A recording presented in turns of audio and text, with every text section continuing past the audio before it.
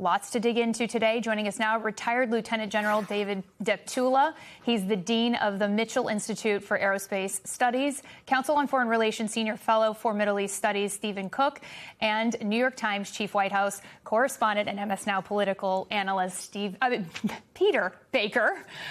General Deptula, I'll start with you. You know, the president and his team, including Pete Hegseth, are projecting a lot of confidence about where we stand as far as the military action in this war today. I'd love to get your read on how the military is doing and why we would deploy some 8,000 more U.S. troops. Well, Ariel, in terms of operational execution, what I'd tell you is the United States and Israeli forces are delivering outstanding results.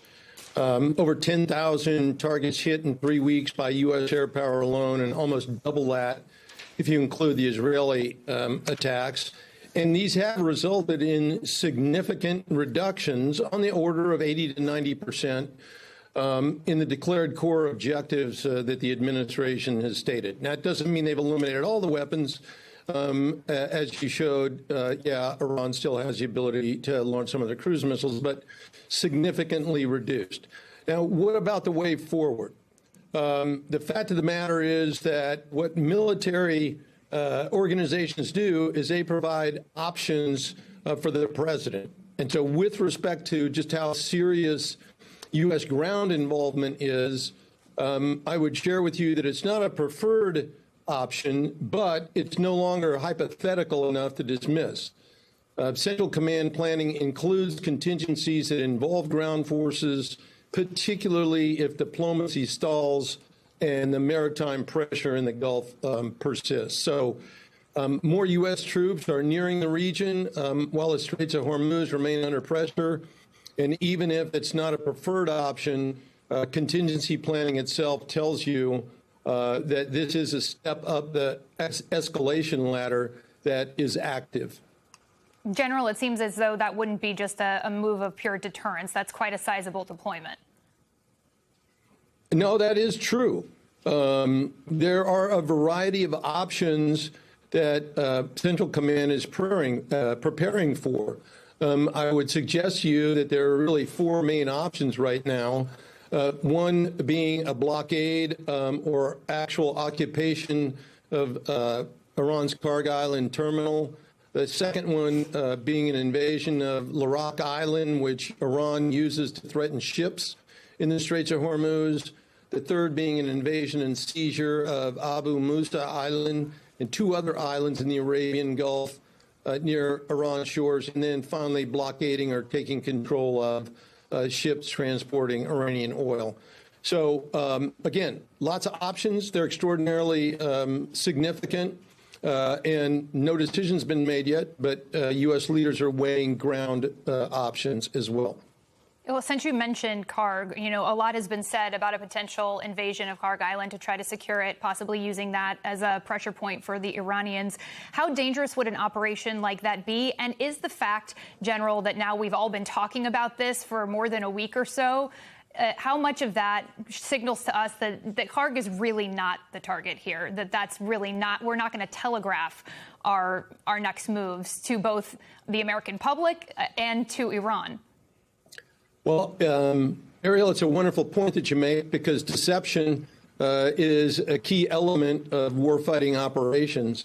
There are other options as well that don't necessarily involve the insertion of ground forces that could significantly put a crimp in Iran's operations out of Karg Island, and that includes air-delivered mines that could be used to block Iranian operations. So, you know, mine laying works two ways. But, yeah, you're right to point out the deception piece and whether or not that's actually what is going to occur. Peter, let's talk about the political piece in all of this. There's new Fox News polling that shows President Trump's approval is hitting a new low. Disapproval is at 59%. Give us a better sense of the debate that's going on inside the White House right now. What is the president's priority at this point when it comes to the war? Yeah, and that disapproval rating, that 59%, is the largest of any Fox poll through 2 terms now. So in his 5 years plus that President Trump has been in office, he's never had as many people in the Fox poll disapproving of his actions. And the number on Iran specifically is even higher. 64% in that poll disapprove of his handling of Iran. And that indicates some slippage among non-MAGA Republicans. MAGA Republicans are sticking with him, even though they have historically been more, wary of overseas engagements. They are personally loyal to President Trump and are, according to this poll, sticking with him. Whereas non-MAGA Republicans are beginning to grow increasingly discomforted by the war. And I think that's an obvious pressure point inside this White House. They're aware of it. They're watching the price of gas go up. They're watching the forecast go up. Another forecast today suggesting inflation could top 4% this year as a result of what's going on. The Republicans on the Hill are making very clear their discomfort at this point, given that they were already facing tough headwinds heading into the midterm elections, now looking even more problematic if this war isn't wrapped up soon. Now, I think the calculation in the White House, and you sort of heard the president allude to this today, is if he can wrap it up relatively soon, the next week or two, and if for some reason they can then resupply the energy markets and make sure things are getting back to something of a seemingly a normal level by summer and the fall, that it won't have that much of a political impact. We'll see, but it's clearly a worry in this White House right now. Just really quickly, Peter, do you put a lot of stock in this idea that the president is indeed looking for an off-ramp at this point? Yeah, he clearly is, but it has to be one that he can claim victory on, right? And it can't just be unilateral. As we say, and the general knows this better than I do, the enemy gets a vote at this point. And it's the enemy has to decide that it's ready to stop fighting as well. It can't be they simply said, President Trump simply says, I'm done now, if Iran still has the capacity to, fight back and to squeeze those oil supplies. Stephen, CENTCOM says that Iran's naval commander, who was in charge of the closure of the Strait of Hormuz, has been killed. Does this indicate they're any closer to collapse?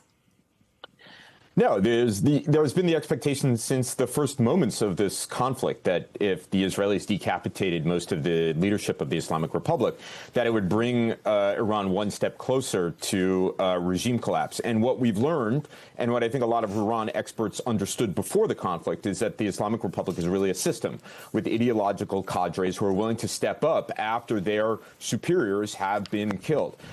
So whereas, once again, it is another scalp that the Israelis can claim, one will expect that there be another naval commander who will continue Iran's operations in the Persian Gulf and the Strait of Hormuz to continue to complicate what the United States and Israel are trying to accomplish in Iran and put, as you put it earlier, a chokehold on the global oil supply. One of the things that's been fascinating is to see the geopolitical dynamic that is unfolding before our eyes, Stephen. Donald Trump has gone after NATO many more times than just today, which was the most recent time. Kaja Kallas, the European Commission VP, responded to his comments. I want to play you a bit of that, but also juxtapose with that the UAE Minister of State, both on MS Now today, showing the friction that we're seeing in our alliances. Take a look.